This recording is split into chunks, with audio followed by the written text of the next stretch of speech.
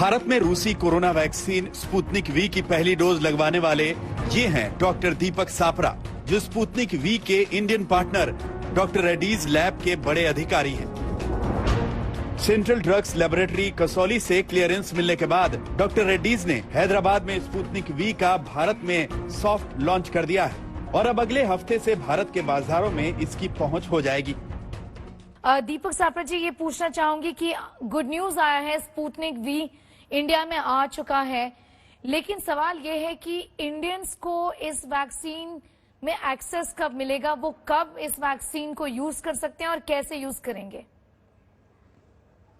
स्नेहा, ये Sputnik vaccine का पहला कंसाइनमेंट मई के महीने में आ गया है और इसको आज एडमिनिस्टर किया गया है कुछ लोगों को। पहले कुछ भारतीयों को स्पुतनिक वी एडमिनिस्टर कर दिया गया है आज। ये वैक्सीन अभी 1.5 लाख की क्वांटिटी में आया था। शुरू में जो आया है 1.5 लाख की क्वांटिटी है। ये एक पायलट क्वांटिटी है, ट्रायल क्वांटिटी जिसे हम कहते हैं, जिसको लेके हम अपनी सप्लाई चेन, अपनी कोल्ड चेन पूरी तरह से तैयार है कि नहीं देश भर में, हम उसका जायजा ले रहे हैं। ये करने के बाद अगले कुछ हफ्तों में और क्वांटिटीज आने वाली हैं। ये रशिया से और क्वांटिटीज आएंगी मई के महीने में, जून के महीने में, और मुझे पूरी उम्मीद है कि मिडिल ऑफ जून तक, जून के दूसरे तीसरे हफ्ते तक ये काफी मात्रा में भारत में उपलब्ध होगी, जिसके फलस्वरूप हम इसे भारत में कई जगह लेके जा सकते हैं और इसको लॉन्च कर सकते हैं। एक चीज जरूरी है यहाँ पे समझनी कि स्पुतनिक वी एक कोल्ड स्टोरेज प्रोडक्ट है। ये -18 डिग्री पे स्टोर किया जाता है और -18 डिग्री पे ही इसका ट्रांसपोर्टेशन भी किया जाता है। इस कारण से जहां जहां -18 डिग्री की कोल्ड चेन स्टोरेज हम एस्टैब्लिश कर पा रहे हैं अपने पार्टनर्स के साथ, जैसे हॉस्पिटल, बाकी हेल्थ केयर प्रोवाइडर्स, उनके साथ जहां जहां ये एस्टैब्लिश हो रहा है वहां पे ये पहले लॉन्च किया जाएगा। उसके बाद साथ ही साथ हम पूरा प्रयत्न कर रहे हैं कि इसे बाकी जगह लेके जाएं और उसे अगले कुछ हफ्तों में ले जाया जाएगा। मतलब सीधे तरीके से इस समय कुछ दिनों बाद ये केवल प्राइवेट हॉस्पिटल्स में ही पाई जाएगी, इसके जो डोजेज हैं, और कुछ हफ्तों बाद ये सरकारी वैक्सीनेशन साइट्स में पाए जाएंगे? जी बिल्कुल, हमारा उद्देश्य ये है कि ये हर जगह पाई जाए।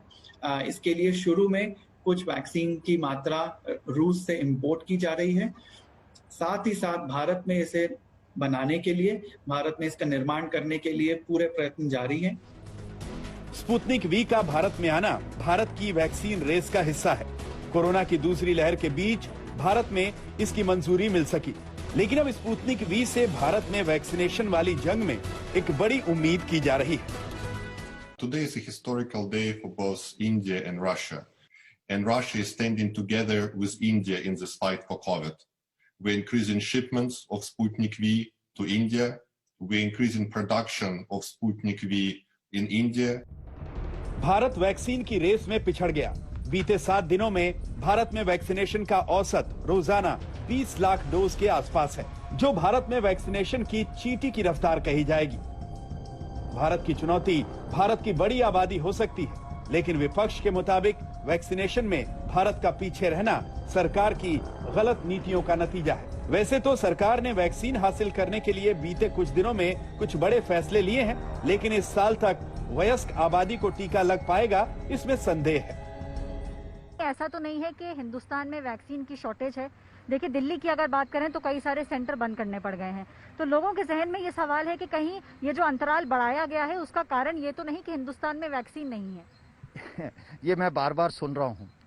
अगर आप ध्यान से सोचें, अभी तक हमने 19 करोड़ डोजेस दिए हैं, जिसमें से लगभग 2 करोड़ को 2 डोजेस मिली हैं, बाकी 17 करोड़ लोगों को। महीने में जो सिंगल डोज वाले हैं जिनको कोविशील्ड मिलती है, करीब 6-6.5 करोड़ डोजेस का है।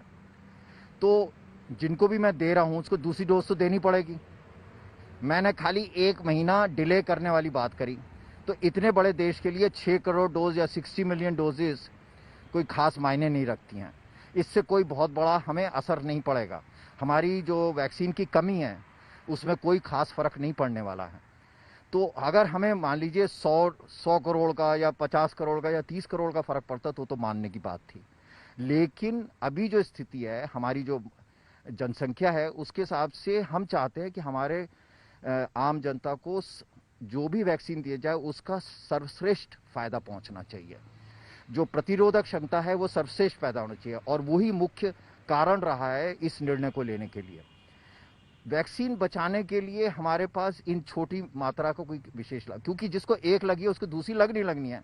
अभी 1 महीने 2 महीने पे लग रही है, फिर 3 महीने पे, तो 1 ही महीने का डेफर हुआ तो कोई विशेष फर्क नहीं पड़ने वाला। वैक्सीन वाली चुनौती जब भारत के सामने है, तब अभी भी कोरोना की दूसरी लहर मौजूद है। विशेषज्ञों के मुताबिक बिना वैक्सीनेशन हालात नहीं सुधरने वाले। भारत के सामने विकट स्थिति है। वैक्सीन है नहीं, लेकिन लगनी जरूरी है। अमेरिका तो मास्क से मुक्ति का ऐलान कर रहा है, लेकिन भारत में मास्क जरूरी ही नहीं, मजबूरी भी है। दिल्ली से मिलन शर्मा, ऐश्वर्या पालीवाल और स्नेहा मोरदानी के साथ आज तक ब्यूरो।